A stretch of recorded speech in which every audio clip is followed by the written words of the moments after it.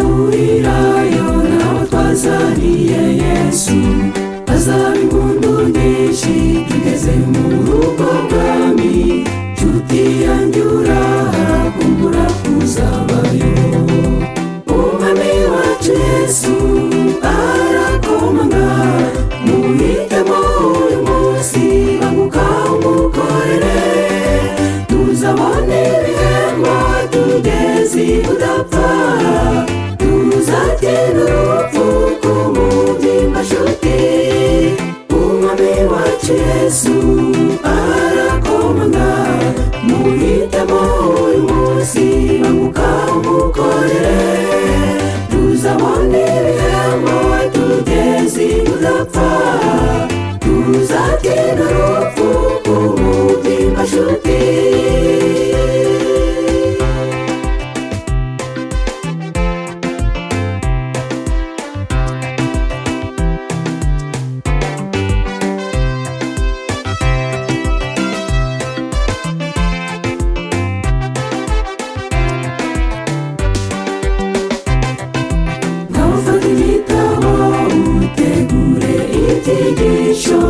Kuko tuzakoresha ijambo handitswe ngo tugurukane ubutumwa bw'abamarayika.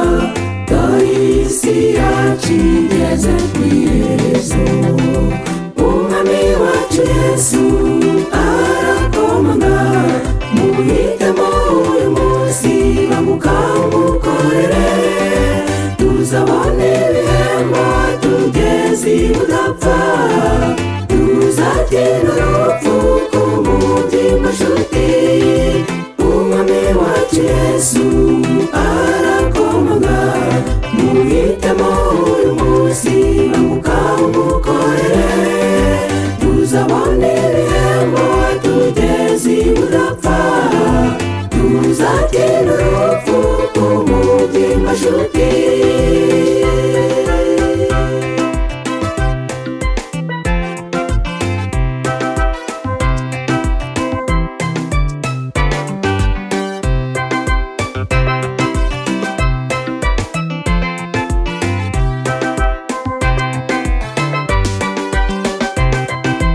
Muzaniye Yesu mugire inshuti yawe.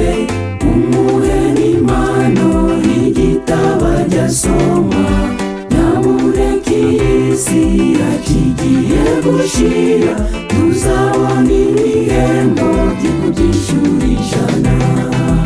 Umwami wacu Yesu arakomanga. Muhitemo uyu munsi banguka umukorere. Tuzabona ibihembo tugeze udapfa. Tuzatinda urupfu k'umubyimba nshuti. Umwami wacu Yesu arakomanga.